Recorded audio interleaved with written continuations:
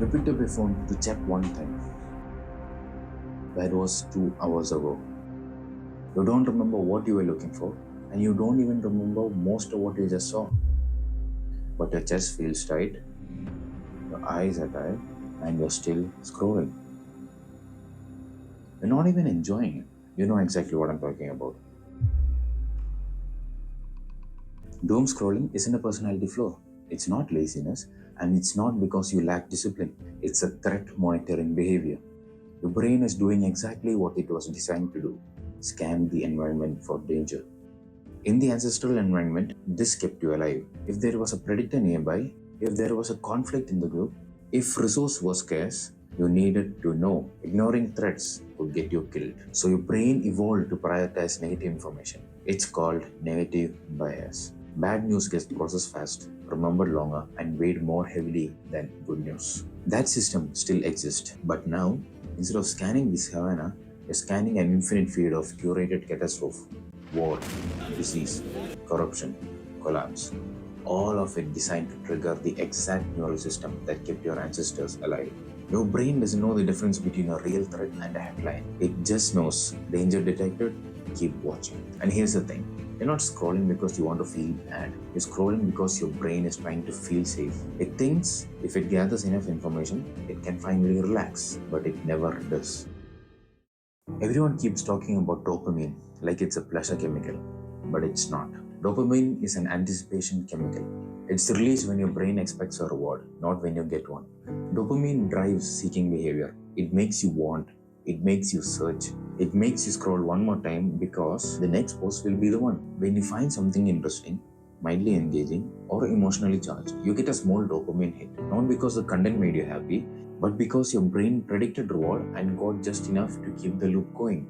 Then it fades, and your brain says, do it again. This is why you can't stop at one scroll.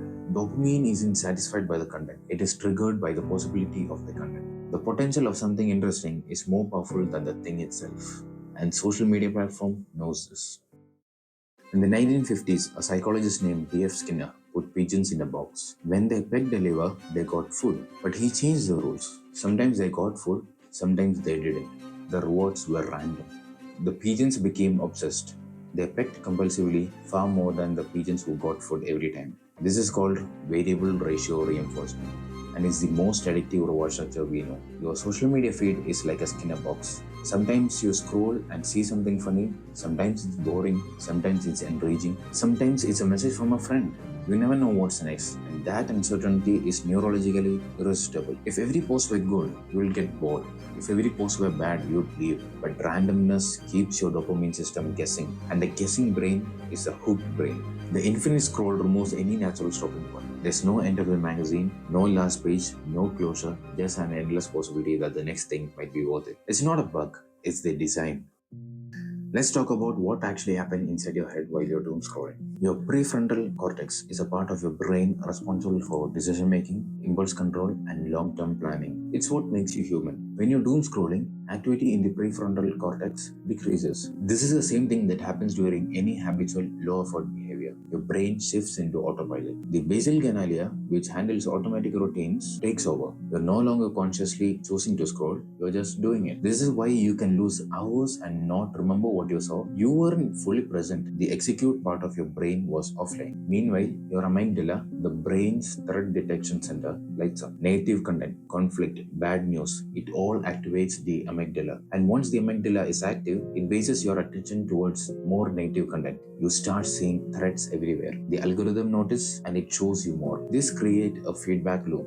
The more you scroll, the more your brain focuses on danger. The more it focuses on danger, the more anxious you feel. And the more anxious you feel, the more you scroll, trying to resolve the tension. But scrolling doesn't resolve it, amplifies it. Your body doesn't distinguish between real danger and perceived danger. When your amygdala fires, your hypothalamus signals your adrenal glands to release cortisol, the stress hormone. A little cortisol is fine. It sharpens focus, it prepares you to act. But chronic cortisol exposure, the kind you get from hours of doom scrolling every day, has consequences. It impairs memory, it weakens immune function, it increases inflammation, it dysregulates sleep, and it keeps your nervous system stuck in a state of low-level threat. You feel weird and tired at the same time. Here's when it gets worse. Stress increases dopamine sensitivity. When you're anxious, your brain craves distraction even more. So you scroll. You get a tiny dopamine bump. It briefly distracts you from stress, but the content itself often makes you more stressed. So you're stuck. The thing that's making you anxious is the same thing your brain is using to cope up with anxiety. And the longer this loop runs, the more automatic it becomes. The real damage isn't what happened during a single session, it's what happens over months and years. Your brain adapts to the environment you give. If you spend hours every day consuming rapid fire, low effort content, your brain optimizes for that. Sustained attention becomes harder. Reading a book feels exhausting. Watching a movie without checking your phone feels impossible. You're not broken. You just train your brain to expect a constant novelty. This is neuroplasticity in action. The circuits you use get stronger. The ones you don't use weakens. Dopamine isn't just about seeking, it's also about motivation. When your brain gets used to easy, frequent dopamine hits from scrolling, other activities starts to feel unrewarding by comparison. Working on a hard problem, learning a skill, having a real conversation. These things release dopamine too, but slowly and only after effort. Your brain starts to prefer the easy hit, and this is called reward devaluation. The more you overstimulate your dopamine system with low effort reward, the less sensitive it becomes to high effort ones. You're not lazy, your brain reward system is miscalibrated. Constant exposure to extreme content, outrage, tragedy, absurdity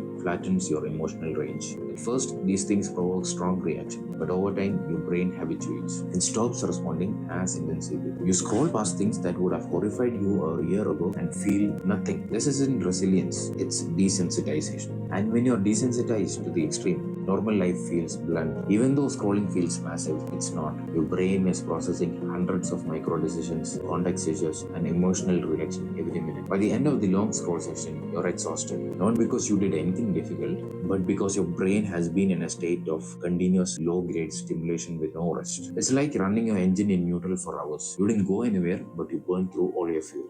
If you ever try to quit doom scrolling, you know it doesn't work. Here's why. Every habit has three parts: a cue, a routine, and a reward. The cue is boredom. It can also be anxiety or the feeling of your phone in your pocket. The routine is opening the app. The reward is distraction, novelty, or relief. Once this loop has been repeated enough times, it gets encoded in the basal ganglia. It becomes automatic. You don't choose to scroll, you just do it. Breaking a habit doesn't mean erasing it. The neural pathway is still there. It's just dormant and it can reactivate instantly if the cue shows up. This is why deleting the app works 2 days and then you reinstall it. Willpower is a function of prefrontal cortex, and the prefrontal cortex is expensive to run. It requires glucose, a good amount of rest, and a calm nervous system. When you're stressed, tired, or overwhelmed, your prefrontal cortex goes offline. The basal ganglia takes over. The basal ganglia doesn't care about your goals. It just runs the program. This is why you're strong in the morning and scrolling at midnight. It's not a character flaw. It's neurobiology. You can delete Instagram, you will start scrolling X. Delete that, you will scroll YouTube. Delete everything, you will scroll the news.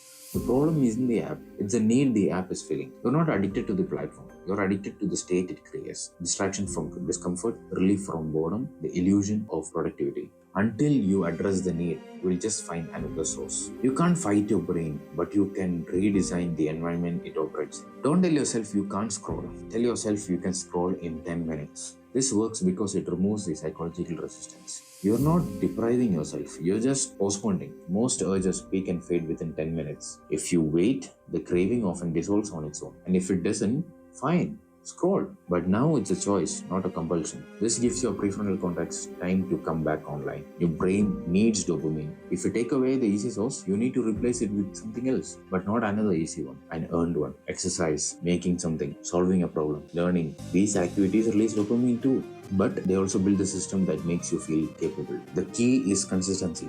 You're not trying to feel amazing. You're trying to teach your brain that dopamine can come from places other than a screen. Make scrolling harder. Delete apps from your phone, turn off notifications, use grayscale mode. I know it's very easy for me to say this, but it takes one step at a time. Every additional step between you and the behavior gives your prefrontal cortex a chance to intervene. You're not relying on willpower. You're designing a system where the default is not scrolling. Identify what triggers your scrolling.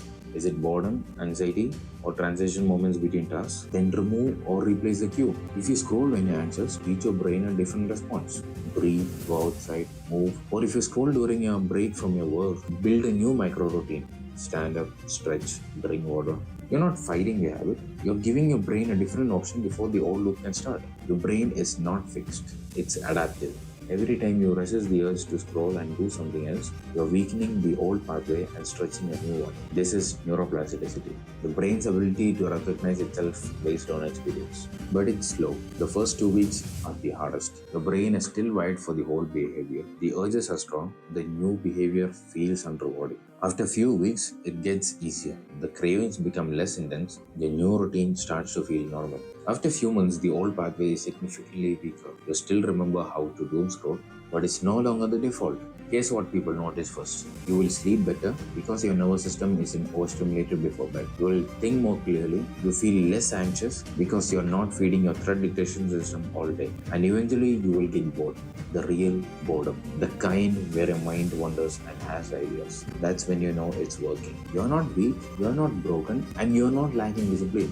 The brain is doing exactly what it was built to do: seek novelty, avoid threats, and conserve energy. The problem is the environment. You're living in a world that is designed to hijack these systems: infinite feeds, variable rewards, and constant stimulation. The brain isn't equipped for this, but it can adapt.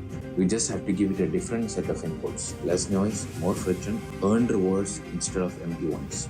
It won't happen overnight, and it won't be perfect, but it will happen. Your brain isn't broken, it's overstimulated. And overstimulation has a cure. It's stillness.